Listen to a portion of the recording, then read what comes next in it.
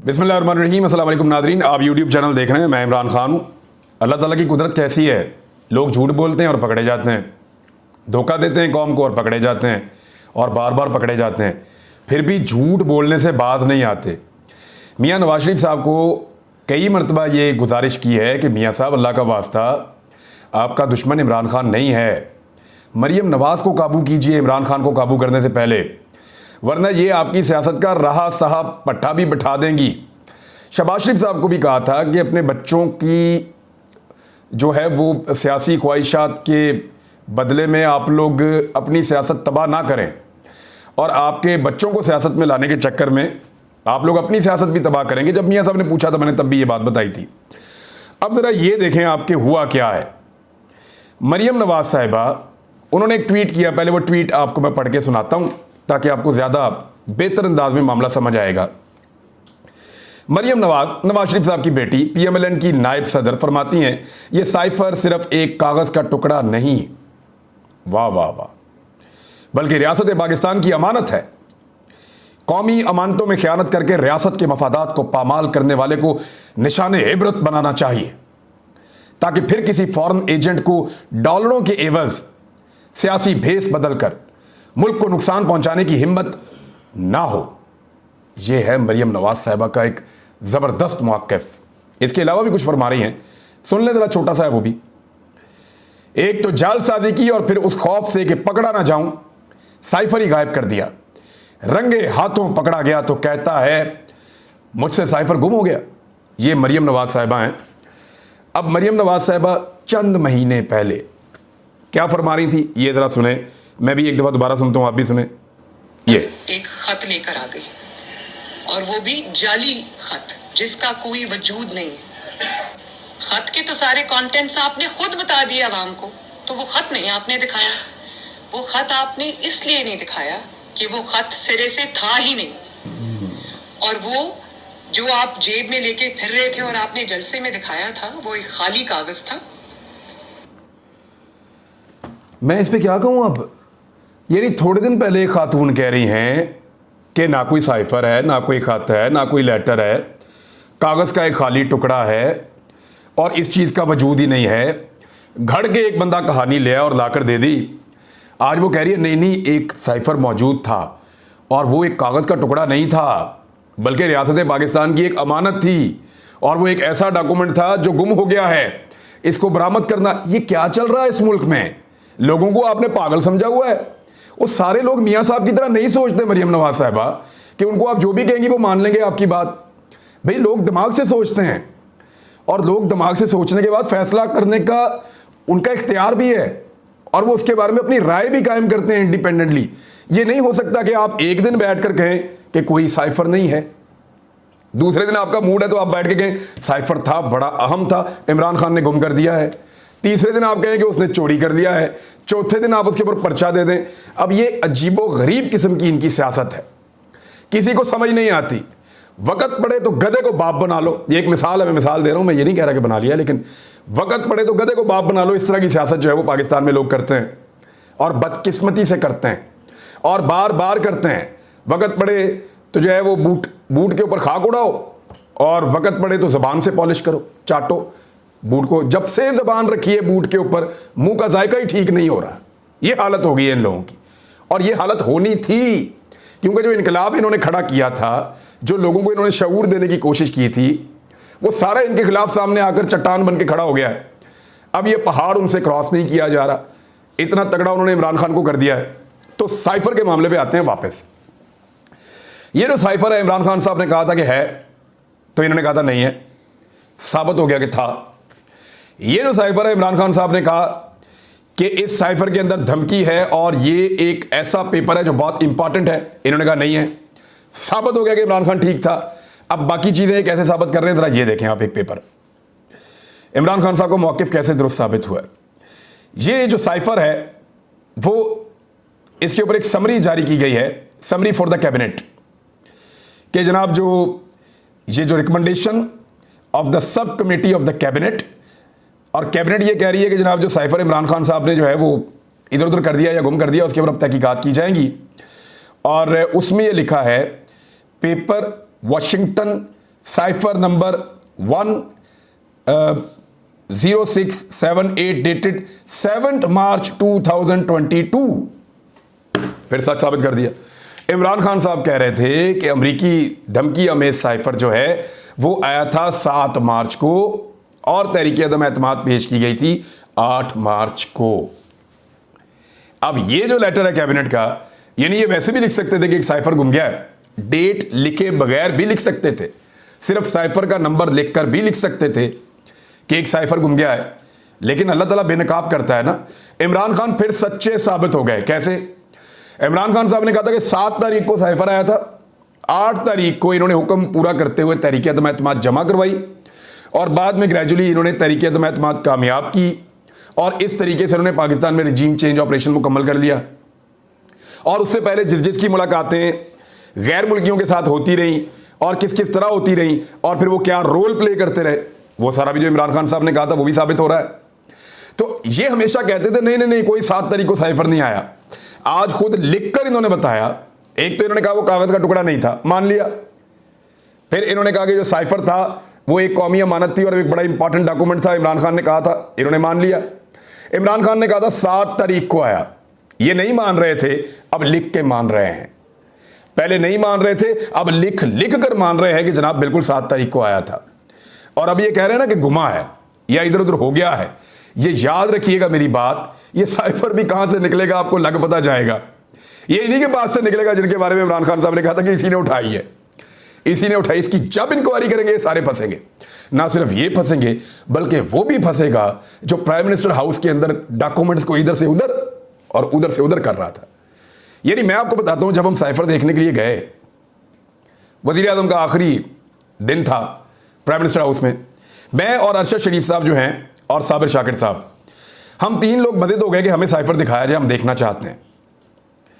और हम उन्हें बार बार कह रहे थे कि हमें दिखाया जाए, लेकिन हमें बहुत ताकतवर लोग जो है वो ये कह रहे थे वहाँ पे बार बार कि उसको मत देखें, इट कैरीज वेट, इसका एक बोझ है जो आप नहीं उठा सकते। तो अरशद शरीफ साहब ने और मैंने कहा कि ये क्या कह रहे हैं। तो फिर अरशद शरीफ साहब ने कहा यार बोझ देखेंगे बाद में जो आएगा, पहले साइफर तो देखें उसमें लिखा हुआ क्या है। तो वो जो है वो साइफर तब भी वहाँ पे नहीं था, वो तब भी किसी ने गायब कर दिया था, लेके निकले हुए थे। यानी वो किसी को कोई चीज़ दिखाने के लायक ही नहीं समझते थे। तो जो प्रेसिडेंट वाली कॉपी थी वो दी गई थी स्पीकर को, और वो जो कॉपी है वो गई हुई है चीफ जस्टिस ऑफ पाकिस्तान के पास। और इमरान खान साहब वाली कॉपी कहाँ है उसकी इंक्वायरी करेंगे तो मामला फिर बहुत दूर तक जाएगा, पता चलेगा किसने उठाई और किसके कहने पे उठाई। ये मामला तभी चल रहे हैं, लेट्स सी होता क्या है इसमें। ये सारी वो चीज़ें जो मुबैना तौर पे सामने आ रही हैं सोशल मीडिया पे भी और इन्हीं ऑडियो कॉल्स के अंदर भी। एक और बड़ा सवाल है, क्या इसके ऊपर कोई जुडिशियल इंक्वायरी करवाई जाएगी अब? और इंक्वायरी किस चीज़ की होगी? या चले जुडिशियल इंक्वायरी हो जाती है, सुप्रीम कोर्ट ऑफ पाकिस्तान इसकी तहकीकात कर दे। फवाद चौधरी साहब तो यही कह रहे हैं वहाँ पे करवा ले इसकी तहकीकात। लेकिन इसकी जो भी तहकीकात होगी वो शुरू यहाँ से होगी कि ये ऑडियो कैसे लीक हुई। ये बहुत सीक्रेट ऑडियो है प्राइम मिनिस्टर ऑफिस की, ये लीक हुई है, पहले इसकी इंक्वायरी होनी चाहिए। इसकी एडिटिंग किसने की है उसको पकड़ो, एडिटिंग करने के बाद जिसने इसको पब्लिक किया उसको पकड़ो, उसके बाद पता करो कि साइफर किधर है। खाली ये नहीं हो सकता कि आप एक पहलू जो आपको पसंद है उस पर आप इंक्वायरी करें और बाकी जो आपको नहीं पसंद उस पर आप इंक्वायरी ना करें। ये मरियम नवाज ने फिर फंसवा देना सबको, ये याद रखिएगा मेरी बात। कुछ और खबरें हैं इसके साथ ही जुड़ती हैं। मैं अभी इन्होंने इंक्वायरी का और कार्रवाई की मंजूरी तो दे दी है वफाकी काबीना ने इमरान खान और साथियों के खिलाफ, लेकिन इसके अंदर मुझे नहीं लगता कुछ निकलेगा, क्योंकि मौकिफ इमरान खान साहब का उल्टा इन्होंने दुरुस्त साबित कर दिया है। फवाद चौधरी साहब ने कहा कि साइफर की तहकीकात सुप्रीम कोर्ट का बनाया कमीशन करे और वहां पे जो है वो सारी तहकीकात की जाए और पता चले कि दूध का दूध और पानी का पानी कैसे होता है।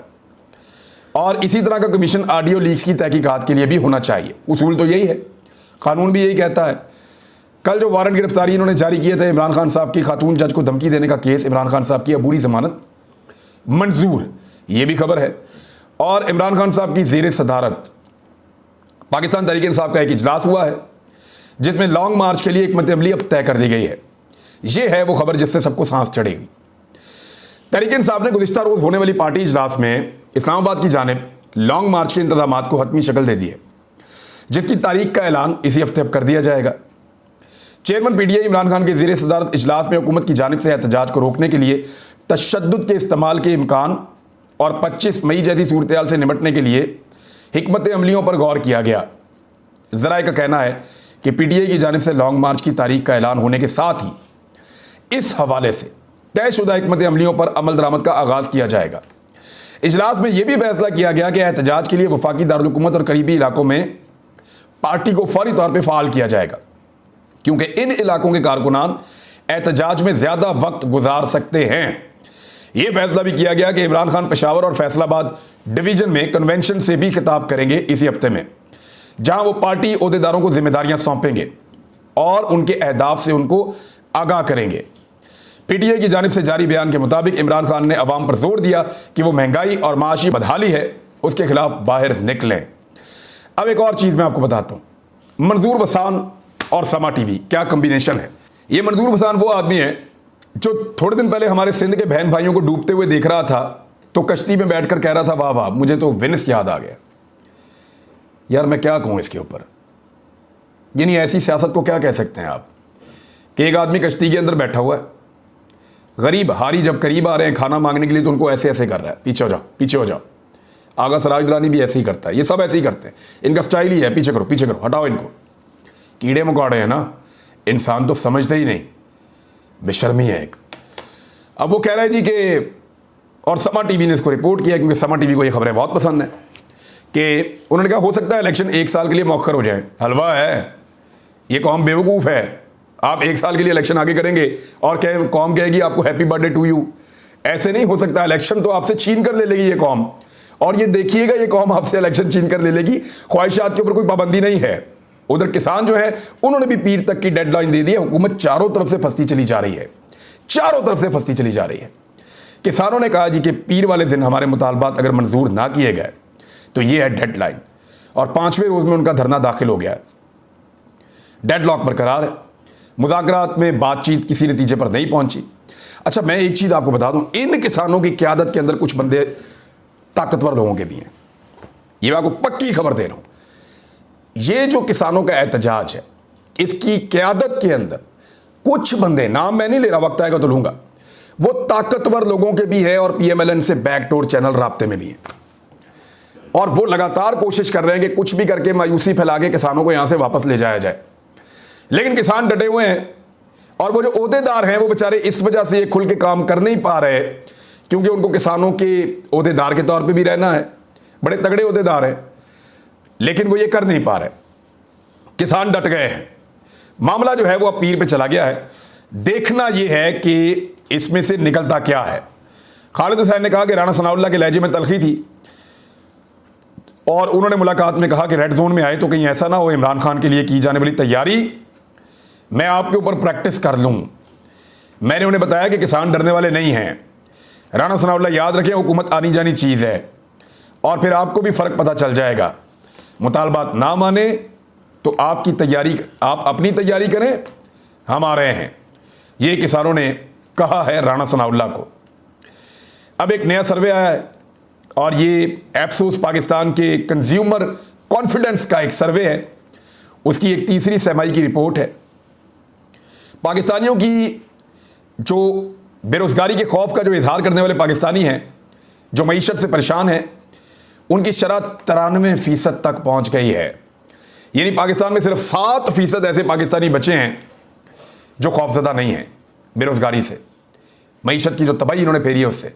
93% पाकिस्तानी इस इम्पोर्टेड हुकूमत से अब डरे हुए हैं। और कुछ और चीज़ें भी हैं, यानी इस समय में माली सूरत हाल को कमज़ोर कहने वालों की शरह 61% हो गई है, जो पहले 43% थी। ख़ुद को जो माली तौर पे मजबूत समझते हैं वो 8% से 2% पे पहुंच गए हैं पाकिस्तान में। और यानी लोग बहुत परेशान हैं। ये पूरा का पूरा सर्वे ऐसी बातें बता रहा है जिसमें पता चल रहा है कि पाकिस्तानी ऐसा लगता है कि इस हुकूमत से हार मान चुके हैं, और वो अब हाथ जोड़कर कह रहे हैं कि जान छुड़ा दे कोई इस हुकूमत से हमारी। इस मौके पर जब सब लोग, हर तरफ सियासत हो रही है, वहाँ पे सानिया नश्तर बड़ा शानदार काम कर रही हैं, और उन्होंने पंजाब काबीना के ज़रिए से 100 अरब रुपए के एहसास राशन रियायत प्रोग्राम की उन्होंने मंजूरी दे दी है। 80 लाख पाकिस्तान के जो घराने हैं पंजाब के, वो इससे मुस्तफ़ीद हो सकते हैं। यानी पंजाब की आधी आबादी इससे तकरीबन मुस्तफ़ीद हो सकती है, आधी नहीं तो आधी से कुछ कम। जो लोग बहुत ज़्यादा गुर्बत की लकीर से नीचे जा रहे हैं वो इस 100 अरब रुपए के एहसास राशन रियायत प्रोग्राम से मुस्तफ़ीद हो सकते हैं। तो अभी आने वाले दिनों में लोगों को दिया जाएगा, लेकिन आने वाले दिनों में ये हुकूमतें रहेंगी या नहीं, ये खुद एक बहुत बड़ा सवाल है। हमारा आज का कैंप जो है, मैं आपको जाते जाते बता दूं, वो मीरपुर आज़ाद कश्मीर में है। और वो इसलिए कि यहाँ के लोगों ने बहुत ज़्यादा दरख्वास्त की कि आप यहाँ पर आएँ और आकर हम भी हिस्सा लेना चाहते हैं अपने सैलाब से मुतासरा बहन भाइयों की मदद के लिए। और जो हमारे लिए हौसला अफजा खबर है वो ये है कि हम 600 मकानात पहले मरले में बलूचिस्तान में बनाने जा रहे हैं, जिसका आगाज़ हम मंगल वाले दिन से वहाँ पे कर लेंगे और आइंदा 1 से 1.5 महीने में आपको 600 घर दिखाएंगे जो हमने बनाए होंगे इंशाअल्लाह।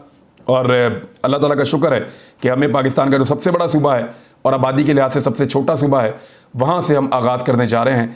अल्लाह ताला हम सब की महरूमियों का खात्मा करे और इस आजमाइश में हमें सुरखरू करे, आमीन। बहुत शुक्रिया आपका, अपना ख्याल रखिएगा, अपने चैनल का भी। अल्लाह हाफ़िज़।